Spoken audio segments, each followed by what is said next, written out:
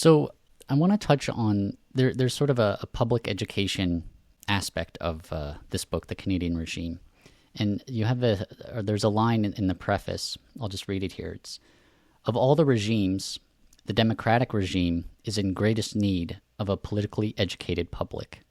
Now, we see that term regime, which I hope we will talk about a little bit later. But if you can focus on this politically educated public aspect, and it may be an obvious question, but can you talk about why is this important, and why is it especially important in a democracy? Yeah, no, it's a very important and fundamental question, and I think the basic point is that democracy says that the seat of sovereign authority rests in the people, the broad population, and that broad population sort of has a subset of citizens who are eligible to vote. And over the previous 200 or 300 years, the group of persons eligible to vote has expanded, and now it's almost at its greatest extent. So we have mass democracy. Ancient democracies allowed the people to determine the course of their regimes, but the electorate was really quite small. And now we've said, nope, democracy is a really great idea, and we think the electorate should be as broad as possible. Some people say it's still not even broad enough, that we need to have persons under the age of 18 eligible to vote, and that maybe even some non-citizens should be eligible to vote. We used to exclude from the franchise judges and persons jailed for criminal offenses. Even those limitations have now been repealed. So we have a very broad electorate. And what this means is that everybody, you and I, we generally have a pretty good idea what our interests are. We know what we want. And sometimes, maybe most of the time, we have a pretty good idea of how to get what we want.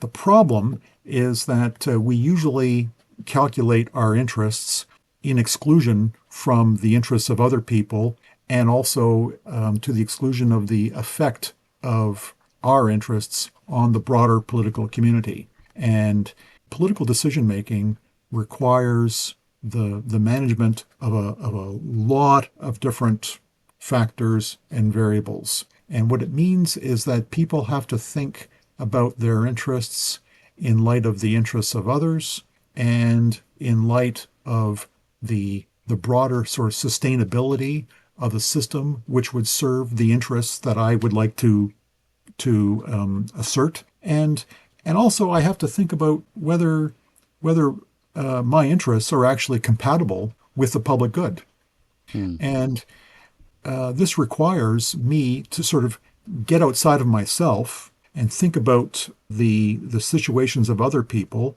and of the nature of the political community in which I live. And it also requires me to think about the institutions in which decisions are made about my interests, your interests, the public interest, the future, and so on and so forth. So that means that if this is going to work, if all of us actually have a share in the composition of the House of Commons, and we're the ones choosing among the candidates offering their positions to us to choose among at election time, like maybe we need to know something.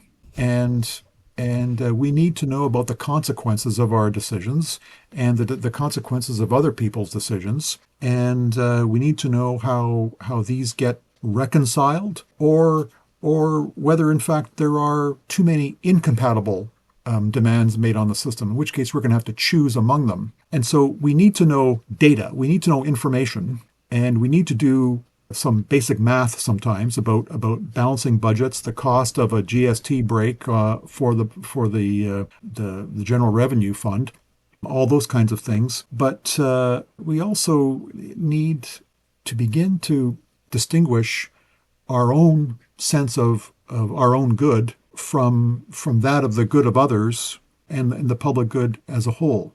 Because in life and in politics, we sometimes have to subordinate our own interests to those of of other interests we want to satisfy, or other interests that other people hold for themselves. And this requires, education, and it requires a sense of kind of restraint, actually. Mm. And so political education, I think, is kind of a training in both of those aspects of democratic citizenship. I don't think it was an accident that many of the great old American cities would have huge libraries right in the center of them, which had tremendous practical but also symbolic significance, because these beautiful, stately buildings communicated to the people that education actually is important. And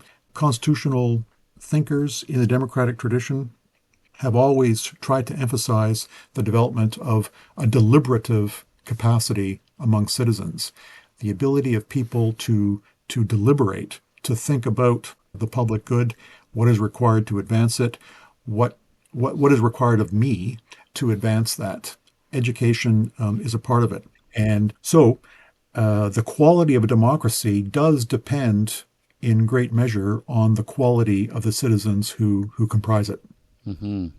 Well, so in your view, what is the quality of our Canadian society in terms of how politically educated we are and how restrained and aware we are of all these things? I'd say we're better off than many. Rates of literacy in Canada are very, very high indeed, and we have, in principle, a very good comprehensive system of public education. I would say that education in the history of the country and in the institutions of the country, in the K to 12 stage of education, may have slipped somewhat.